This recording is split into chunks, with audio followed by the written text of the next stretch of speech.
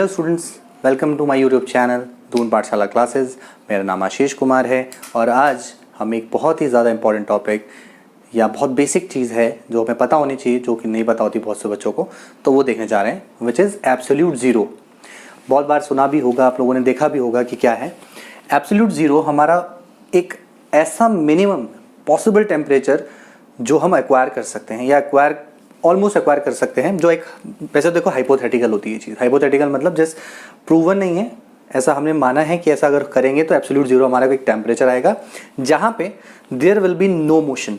मतलब वो पार्टिकल का, जैसे मैं बोलता हूँ मैटर जब होता है तो मैटर क्या करता है, जो भी हो सॉलिड लिक्विड गैस, उसमें जो भी पार्टिकल से बना हुआ है उसके वो अपनी मीन पोजिशन पे वाइब्रेट करते हैं, ऑस्किलेट करते हैं। अब क्या होगा जब एब्सोल्यूट जीरो पे वो पॉसिबल टेम्परेचर क्या होगा, वो मीन लीस्ट पॉसिबल टेम्परेचर है। मतलब एब्सोल्यूट जीरो की बात करें तो वो सबसे ज़्यादा सबसे कम टेम्परेचर है जो कि होता है अराउंड 0 केल्विन। अब 0 केल्विन की बात करें तो उसे डिग्री सेंटीग्रेड में कन्वर्ट करें तो -273.15 डिग्री सेंटीग्रेड के बराबर होता है, और फ़ारेनहाइट में कन्वर्ट करेंगे तो -459 डिग्री 4.4 डिग्री फ़ारेनहाइट होता है। तो ये चीज़ ध्यान रखो कि 0 डिग्री सेंटीग्रेड पे हमारी चीज़ें फ्रीज हो जाती हैं। तो हम -273.15 पे जाएंगे तो कितना ज़्यादा, वो कितना कम टेम्परेचर है। अब एक चीज़ ध्यान रखो, कभी भी हम किसी चीज़ को जब कूल डाउन करते हैं या उससे बोलूमेट हीट निकालते हैं तो वो सब्सटेंस क्या होने लगता है, कंप्रेस होने लगता है, उसका वॉल्यूम कम होने लगता है। तो यही चीज़ साइंटिस्ट ने वो बताई कि जब भी आप एब्सोल्यूट जीरो पे पहुंचोगे, there will be no heat, there will be no motion and volume almost tends to be zero। मतलब वॉल्यूम ऑलमोस्ट कितना हो जाएगा, ज़ीरो हो जाएगा। बोलते हैं अराउंड 0.01% बचेगा। ये आपका एक्सपेरिमेंटल वैल्यू है जो 0.0, मान लो अगर कोई 10 ml है तो वो कितना बचेगा, 1 ml बचेगा।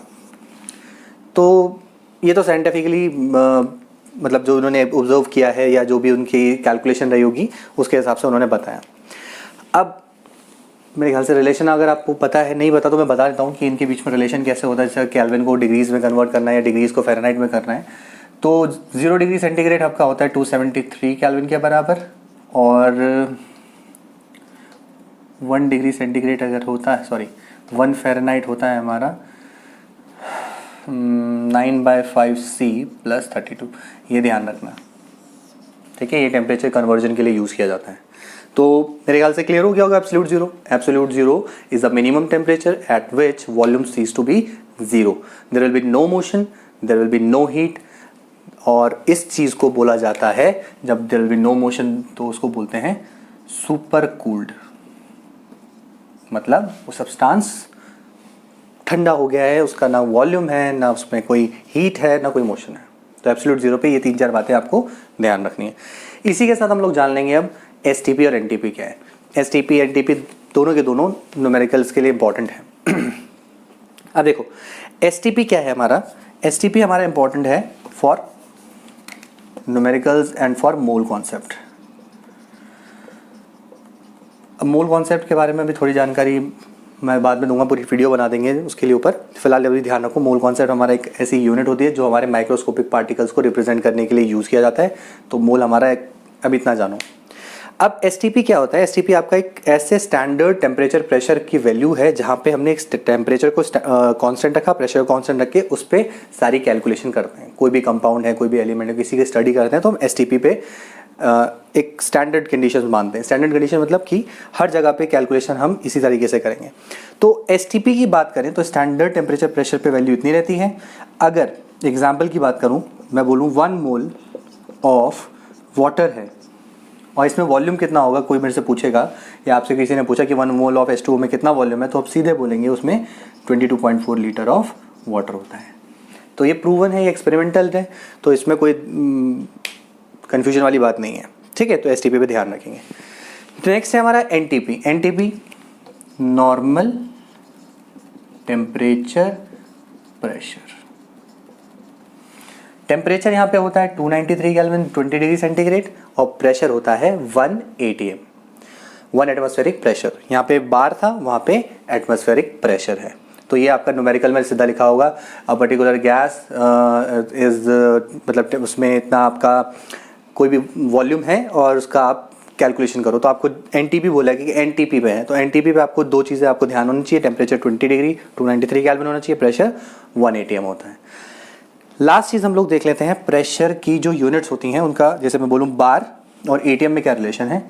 1 atm होता है इक्वल्स टू 1.0132 बार, ये ध्यान रखना है।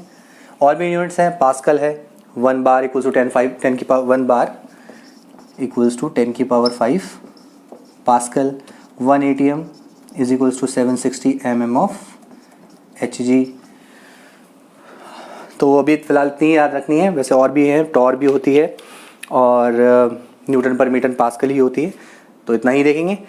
तो एब्सोल्यूट ज़ीरो हमारा मिनिमम पॉसिबल टेम्परेचर, एसटीपी एक स्टैंडर्ड टेम्परेचर प्रेशर कंडीशन होती है जहाँ पे टेम्परेचर आपका 0 डिग्री केल्विन 0 डिग्री सेंटीग्रेड होता है, प्रेशर 1 बार होता है। और आपका एनटीपी एक नॉर्मल टेम्परेचर प्रेशर है जहाँ पे temperature 20 degree centigrade equals to 293 kelvin होगा और प्रेशर 1 atm होगा। ठीक है, तो मेरे ख्याल से यहाँ तक आपको क्लियर हो गया होगा। ये हमारा इंपॉर्टेंट टॉपिक है, ध्यान रखना है इसको। ये टॉपिक के बाद इस वीडियो को यहीं ख़त्म करते हैं, मिलते हैं नेक्स्ट वीडियो में, तब तक के लिए बाय बाय, टेक केयर।